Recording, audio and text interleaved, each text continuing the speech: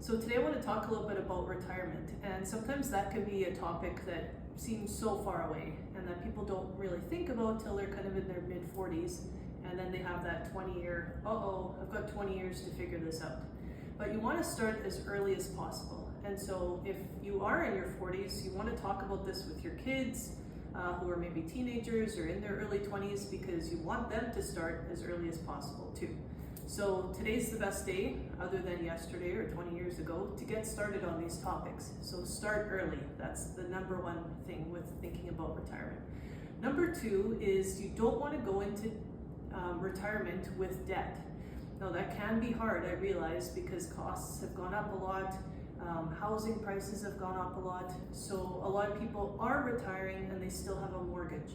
But if you can free up that cash flow before you get into retirement, it really is a game changer.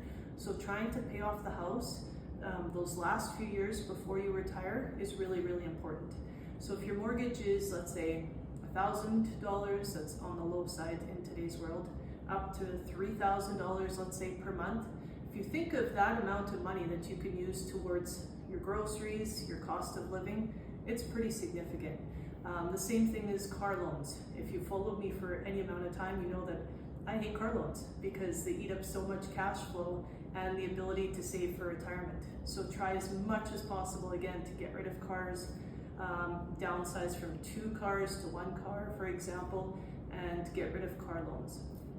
Speaking of downsizing, that's a third one, right? You can downsize cars, you can downsize your home, there's spending on clothes, stuff like that, right? All the things that you don't need as much when you stop working are things that you can make changes on quickly when you retire, and that frees up a lot of cash flow again. So start thinking about those things early, as early as possible, so that you can retire comfortably.